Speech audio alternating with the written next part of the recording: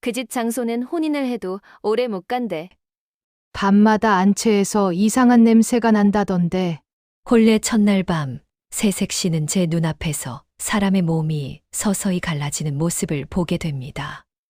모두가 저주받은 집안이라며 등을 돌린 그 대문 안에서 그녀는 도망치는 대신 끝까지 한 사람을 지키기로 마음먹지요. 과연 그 밤 그 집안에는 어떤 끔찍한 비밀이 숨겨져 있었을까요? 그리고 한 여인의 진심은 정말 저주마저 끝낼 수 있었을까요? 오늘의 이야기 시작하겠습니다. 조선 후기 한양에서 사흘쯤 떨어진 길목에 윤참판댁이 있었습니다. 기와지붕은 반듯했고 대문 앞 돌계단은 해마다 새로 쓸어낸 듯 깨끗했습니다. 겉으로만 보면 그 집은 부족한 것 하나도 없는 그야말로 팔자가 기름진 양반가였습니다. 하지만 사람들은 그 집 담장을 지나떼면 목소리를 낮추곤 했습니다. 그 집 장소는 혼인을 해도 오래 못 간대. 밤마다 안채에서 이상한 냄새가 난다던데. 소문은 커졌고 윤가의 장손들이 하나같이 20살을 넘기고도 기운을 못 펴고 병자처럼 시들시들 말라가다가 죽었다는 말이 고을을 떠돌았습니다. 그 집에 외아들 하나가 있었습니다. 이름은 도윤이었습니다. 도윤은 어리적에는 총기가 비상하여 15세 사서삼경을 줄줄 외고 제법 이름이 났습니다. 그런데 20이 가까워질 무렵 몸이 급격히 쇠하기 시작했습니다. 낮에도 얼굴이 희다 못해 푸르스름했습니다. 하인들은 도련님 방에 밤참을 들일 때도 그저 방문 앞에 소반만 내려놓고 물러나야 했습니다. 안주인 한씨 부인은 그 아들을 살리겠다고 좋다는 의원이며 무당이며 안 만나본 이가 없었습니다. 재산이야 다르면 다시 모으면 된다지만 외아들 목숨은 한 번 끊기면 끝이니까요. 그러나 백방으로 손을 써도 아들의 병은 낫지 않았고 오히려 혼기가 차도록 혼담 하나 성사되지 않았습니다. 어느 부모가 제 손으로 딸을 과부될 집안에 보내고 싶겠습니까? 그러던 어느 해 늦가을 고을 남쪽에 사는 서참봉 집안에 소식이 닿았습니다. 서참봉 댁은 한때 제법 문벌을 자랑했으나 잇따른 흉년과 병치레로 가세가 기운 집이었습니다. 서참봉은 오래 알아 거동이 힘들었고 어린 막내 아들은 아직 12살에 불과했습니다. 쌀독은 바닥을 드러낸 지 오래였고 집안에 남은 것이라곤 낡은 책장과 조상의 위패 그리고 맏딸 설인의 단정한 품새뿐이었습니다. 설인은 곱게 자란 교수는 아니었습니다. 새벽이면 우물에서 물을 길어오고 낮에는 약초를 다듬고 밤이면 병든 아버지의 다리를 주물러드리며 잠이 들었습니다. 그런 설인에게 윤가의 혼담이 들어온 것입니다. 마을 사람들은 혀를 찼습니다. 아무리 집이 궁해도 그렇지. 큰 집 며느리 자리가 아니라 죽을 자리로 가는 거라더라. 아버지는 떨리는 목소리로 말했습니다. 설이나 이 혼삼은 애비가 차마 허락할 수가 없구나. 그날 밤 설이는 아버지가 잠든 뒤 마루 끝에 앉아 오랫동안 달을 보았습니다. 그리고 새벽이 밝기 전 조용히 결심했습니다. 자신이 가지 않으면 이 집은 겨울을 나지 못할 것이라고. 그런데 그것만이 이유는 아니었습니다. 남들이 모두 피하는 집이라 하여 그 집에 사는 사람이 모두 죄인은 아닐 것이라고 생각했습니다. 어쩌면 누군가는 그 집의 불행을 끝내야 했고 그 자리에 자기가 서게 된 것뿐인지도 모른다고 그렇게 자신을 타일렀습니다. 혼례 날 아침은 유난히 잿빛이었습니다. 설이는 어머니 대신 남긴 낡은 비녀 하나를 머리에 꽂고 가마에 올랐습니다. 아버지는 끝내 마당 밖까지 나오지 못하고 방 안에서 기침만 길게 쏟았습니다. 윤가 대문에 이르렀을 때 설이는 이상한 느낌을 받았습니다. 부잣집 대문이라면 사람 기운이 먼저 느껴져야 하는데 마치 오래 비어있던 사당 같았습니다. 잔칫날인데도 웃음이 적었습니다. 신랑 도윤은 과연 소문대로 수려한 얼굴을 하고 있었습니다. 눈썹은 길고 반듯했으며 코와 인매는 나무랄 데 없이 단정했습니다. 그런데 사람이 너무 창백하면 잘생김조차 서늘하게 느껴지는 법입니다. 그의 손은 잔을 받을 때 미세하게 떨렸고 설인과 눈이 마주치면 곧바로 시선을 거두었습니다. 그날 혼례는 탈 없이 끝났으나 축하의 기운보다는 누군가 숨을 죽이고 지켜보는 듯한 적막이 더 짙었습니다. 밤이 되어 신방에 들기 전 늙은 몸종 하나가 설인의 소매를 꼭 잡았습니다. 아씨, 아니, 이제 마님이시지요. 오늘 밤 무슨 일이 있든 놀라 소리 내지 마십시오. 설인은 몸종을 바라보았습니다. 무슨 말이요? 소인도 더는 말씀 못 드립니다. 다만 도련님을 버리지만 마십시오. 그 말만 남기고 몸종은 물러났습니다. 방 안은 지나치게 고요했고 설이는 가만히 앉아 손끝을 모았습니다. 얼마 뒤 방문이 열리고 도윤이 들어왔습니다. 반나절 사이 피가 빠져나간 사람처럼 창백했습니다.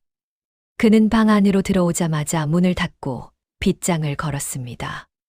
설인이 조심스레 입을 열었습니다. 서방님, 도윤이 고개를 들었습니다.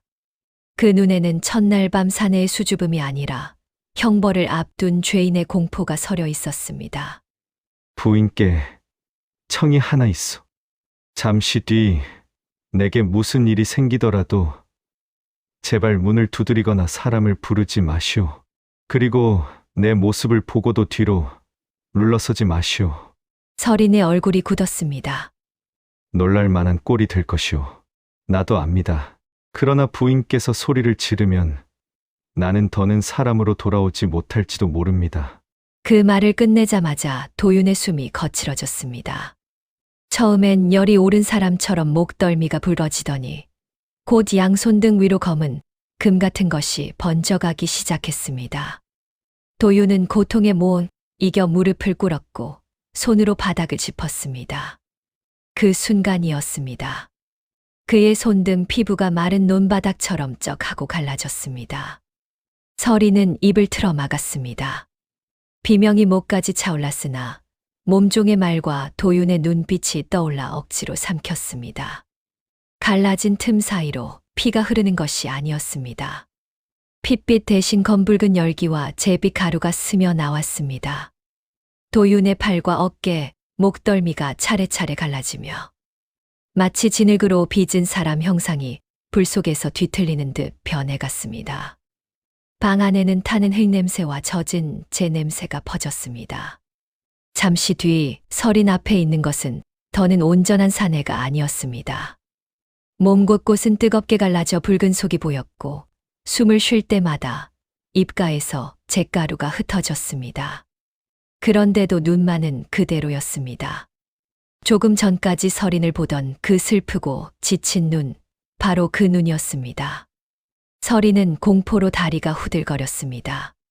그러나 그 눈빛을 보는 순간 이상하게도 달아날 수가 없었습니다. 그때 방문 밖에서 한씨 부인의 떨리는 목소리가 들렸습니다. 아가, 살아있느냐? 설인은 겨우 목소리를 냈습니다. 예, 어머님, 살아있습니다. 문 밖에서 억누른 흐느낌이 새어 나왔습니다. 새벽녘이 되어 도윤의 몸이 겨우 잠잠해졌을 때 한씨 부인이 방으로 들어왔습니다. 그리고 마치 이미 수없이 본 광경인 양 놀라지도 못한 얼굴로 아들 앞에 주저앉았습니다. 또 일이 되었구나. 그 말이 끝나자마자 한씨 부인은 설인 앞에 무릎을 꿇었습니다. 아가, 이 몹쓸 집안에 너를 들였다. 내가 죽을 죄를 지었다. 어머님, 이게 대체 어찌된 일입니까? 한씨 부인은 오래 숨을 삼키다가 마침내 집안의 비밀을 털어놓았습니다. 오래전 윤가의 조상은 큰 흉년을 핑계로 산 아래 옹기마을의 공동 가마터를 빼앗았습니다. 백성들이 그 가마에서 항아리를 구워 곡식을 저장하고 겨울을 났는데 윤가 조상은 그 땅이 돈이 된다고 여겨 아전들을 동원해 사람들을 몰아냈습니다. 그 과정에서 늙은 장인 하나가 가마 앞에서 버티다 맞아 죽었습니다. 그 노인은 피를 토하며 말했습니다. 사람 살릴 불을 네 곳간으로 옮겼으니 그 집 장소는 대대로 밤마다 불먹은 흙이 되리라. 그 뒤로 윤가 장손들은 밤만 되면 몸이 갈라지고 열에 시달렸습니다. 살아도 사람이 아니고 죽지도 못한 채 타는 흙덩이처럼 변해갔습니다. 혼인을 하면 증세가 더욱 심해졌고 겁에 질린 며느리들이 비명을 지르는 순간 장손들은 끝내 정신을 놓아버렸습니다. 10년 전 산사에서 월암 스님을 만났다. 그분이 그러시더구나. 장손이 혼례를 치른 첫날부터 49 밤 동안 며느리가 도망치지 않고 불씨를 살리며 약숙과 백토로 갈라진 몸을 닦아주면 저주가 벗겨질 수 있다고. 하지만 사람이 어찌 그 일을 견디겠느냐. 뜨거운 열기와 갈라지는 소리를 듣고도 제 남편을 끝까지 사람으로 보기가 어디 쉬운 일이겠느냐. 서리는 말없이 도윤을 보았습니다. 도윤은 이미 기운이 빠져 사람의 형상에 가까워져 있었으나 온몸이 젖은 땀과 재로 얼룩져 있었습니다. 그 모습이 흉하기보다 가여웠습니다. 한씨 부인이 말했습니다. 아가, 이제라도 내 친정으로 돌려보내마. 내 입만 막아다오. 이 집안은 내가 끌어안고 죽겠다. 그 말에 서리는 한참을 대답하지 않다가 조용히 말했습니다. 제가 이 집 문턱을 넘어온 순간부터 저는 이 집 사람입니다. 서린의 목소리는 낮았지만 단단했습니다. 그분이 제 서방님이라면 제가 모르는 채 하고 등을 돌릴 수는 없습니다. 해야 할 일이 있다면 알려주십시오.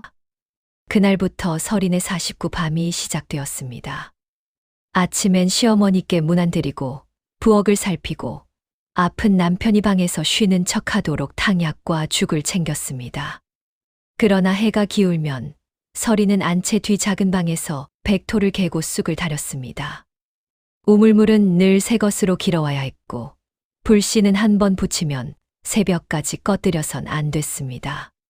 밤이 깊으면 도윤의 몸은 다시 갈라지기 시작했습니다. 처음 며칠은 서린의 손이 덜덜 떨렸습니다. 도윤의 어깨에 천을 데려다가도 뜨거운 열기에 움찔했고 갈라진 틈에서 새어나오는 붉은 기운을 보면 눈앞이 아찔해졌습니다. 도윤은 고통에 미쳐 날뛰다가도 서린의 치맛자락이 닿을 듯하면 제 몸을 구석으로 웅크렸습니다. 그 모습이 서린의 가슴을 더 저리게 했습니다. 서방님, 가만 계십시오. 제가 닦겠습니다. 뜨겁소. 물러나시오. 뜨거워도 괜찮습니다. 괜찮을 리 없지 않소. 부인 손이 다 벗겨졌는데. 그 말처럼 며칠 지나지 않아 서린의 손은 성한 데가 없었습니다. 백토와 쑥물이 닿은 손은 불고 터졌고 얇은 살가죽은 벗겨져 붉은 속이 드러났습니다. 그러나 서린은 밤마다 도윤에 갈라진 팔과 등, 목덜미를 천천히 닦아주었습니다.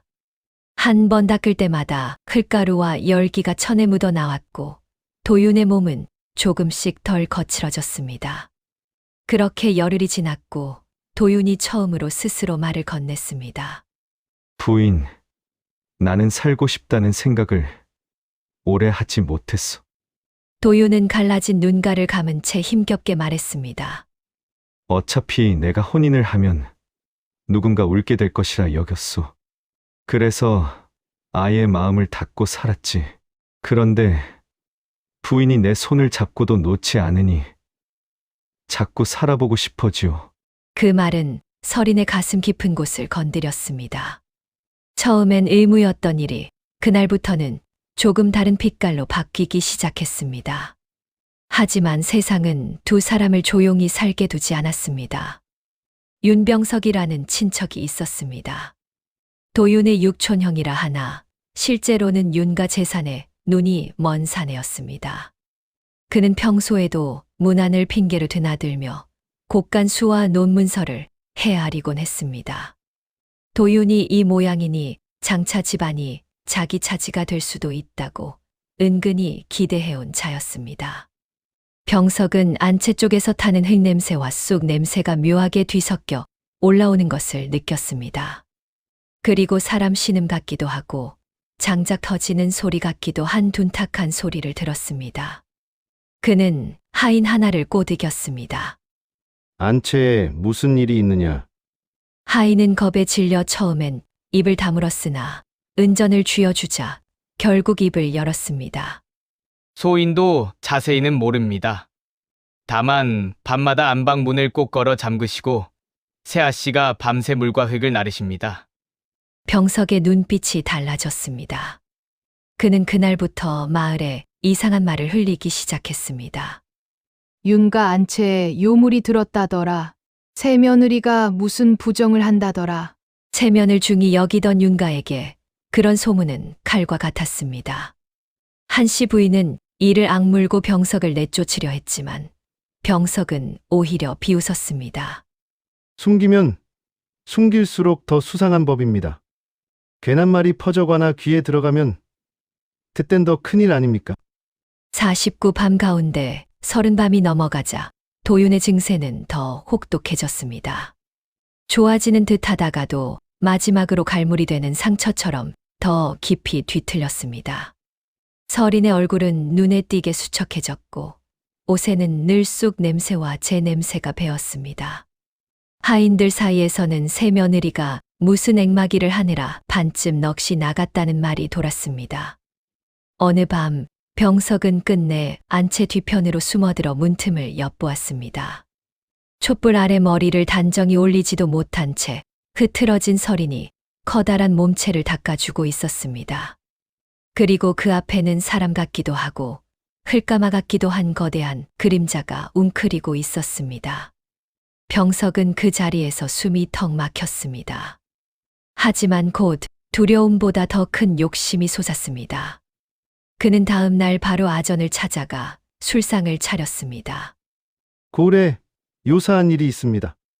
양반과 안채의 사람 아닌 것이 숨어 있는데 그냥 두면 민심이 흉흉해질 것입니다. 아전은 처음엔 시큰둥했으나 병석이 돈주머니를 슬며시 내밀자 태도가 달라졌습니다. 그리고 하필이면 그날이 48째 밤이었습니다. 마지막 밤을 하루 앞둔 저녁, 월암 스님의 말이 다시 떠올랐습니다. 마지막 두 밤이 제일 험하다. 그때는 봄이 타는 흙껍질을 벗듯 무너지니 불씨를 절대 꺼뜨리지 말거라. 며느리의 마음이 흔들리면 모든 것이 처음으로 돌아간다. 그날 도윤은 낮부터 정신이 흐렸습니다. 숨은 가빴고 살같은 사람 것 같지 않게 뜨거웠습니다. 한씨 부인은 떨리는 목소리로 말했습니다. 아가, 고길이 잘못되면 너라도 도망쳐. 서리는 고개를 저었습니다. 어머님, 이제와 물러설 수는 없습니다. 밤이 찾아오자 집안 공기가 달라졌습니다. 하인 만길이 바깥문 빗장을 다시 확인하러 나갔다가 급히 뛰어들어왔습니다. 마님, 병석 도련님이 사람들을 몰고 옵니다. 한씨 부인의 얼굴이 하얗게 질렸습니다. 어머님, 안채문은 제가 지키겠습니다. 어머님은 만길 어른과 함께 대문을 막아주십시오. 그때 도윤의 몸은 이전보다 더 거대하고 거칠게 부풀었고 가슴팍이 크게 갈라지며 안쪽에서 붉은 열이 출렁였습니다. 문 밖에서 곧 고함이 터졌습니다. 문 열어라! 요사한 것을 숨겨 양반과 체면을 더럽힌 죄를 관하여서 묻겠다. 대문이 흔들리고 마당에서 발소리가 우르르 몰려왔습니다. 한씨 부인의 흐느낌, 만길에 막아서는 소리가 한데 엉켰습니다. 그 순간 방 안화로의 불씨가 바람에 크게 흔들렸습니다. 문짝이 밖에서 세차게 흔들리는 바람에 불길이 한순간 사그라들었습니다. 불이 꺼지면 끝이었습니다. 마침 백토물도 거의 바닥나 있었습니다. 서리는 순간 망설이지 않았습니다. 은비녀 끝으로 제 손바닥을 깊게 찔렀고 붉은 피가 뚝뚝 떨어졌습니다. 그 피를 남은 우물물과 백토에 섞어 손으로 저었습니다. 그리고 사그라드는 불씨 위에 직접 입김을 불며 말했습니다. 부디 살려주십시오. 이 사람을 여기서 끝내게 하지 마십시오. 문 밖에서는 병석의 고함이 점점 가까워졌습니다. 저 계집이 사람을 홀렸다. 문을 부숴라. 쿵 하는 소리와 함께 안방문이 크게 흔들렸습니다. 만길은 몸으로 문밖 사내들을 막다가 바닥에 쓰러졌습니다. 서리는 피 섞인 백토를 두 손에 듬뿍 묻혀 도윤의 가슴과 이마에 발랐습니다. 도윤은 괴로운 신음을 토했습니다. 그러나 서리는 물러서지 않았습니다. 서방님, 제 목소리 들리십니까? 조금만 더 버티십시오. 저를 두고 가지 마십시오. 바깥에서 마지막으로 문짝이 크게 울렸고 문고리가 빠질 듯 덜컹거렸습니다. 서리는 도윤의 머리 쪽으로 더 가까이 다가앉았습니다. 그리고 거의 울먹이며 그러나 분명한 목소리로 말했습니다. 처음엔 제 집을 살리려고 이 집에 왔습니다. 맞습니다. 그러나 이제는 그것만이 아닙니다. 저는 서방님을 살리고 싶습니다. 사람들에게 흉물이라 불려도 저는 압니다. 서방님은 끝까지 사람입니다. 그 순간이었습니다. 도윤의 몸 전체를 뒤덮던 금이 한 번 크게 번쩍이더니 마치 오래 말라붙은 가마 표면이 한꺼번에 무너지는 듯 우수수 소리를 냈습니다. 방 안에 뜨겁던 기운이 순간 솟구쳤다가 이내 빠르게 가라앉기 시작했습니다.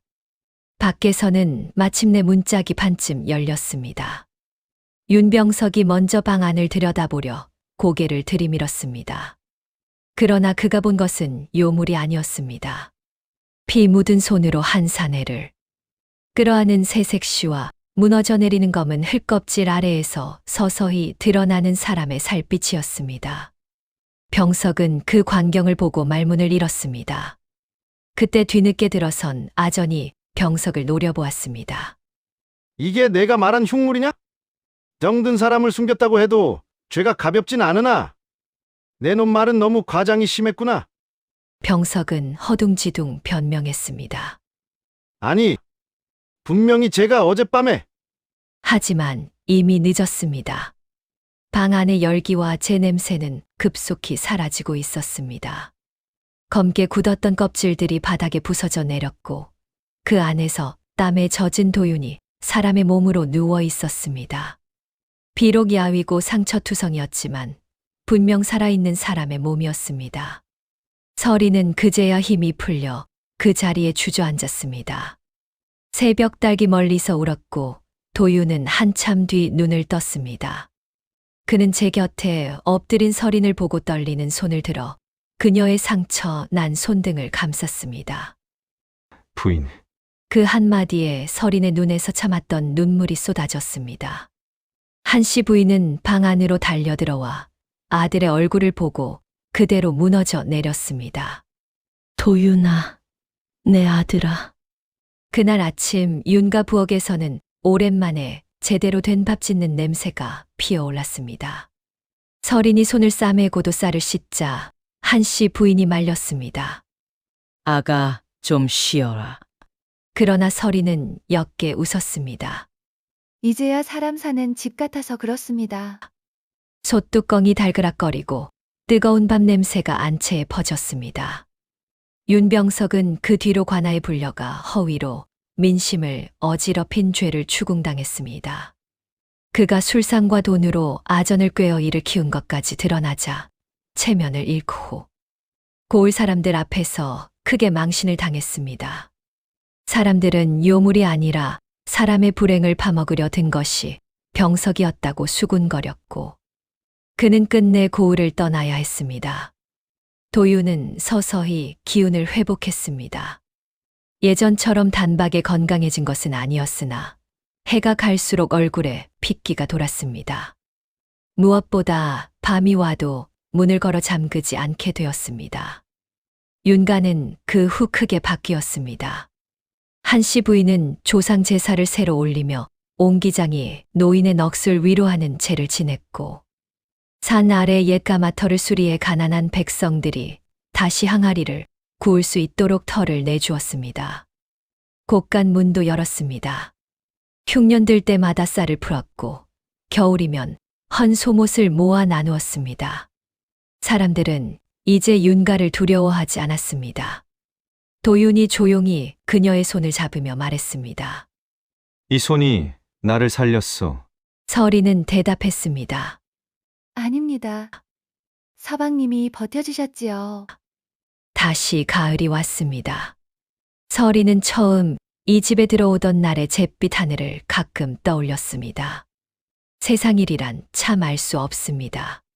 죽으러 간다고 수군대던 혼인이 한 사람을 살리고 한 집안을 다시 세우는 길이 되기도 합니다. 무서운 것은 기이한 저주가 아니라 남의 불행을 재산 셈법으로 헤아리는 사람 마음인지도 모릅니다. 반대로 사람을 살리는 것도 대단한 신통력이 아니라 끝까지 곁을 지키는 손 하나, 무너지지 않는 마음 하나일 때가 있습니다.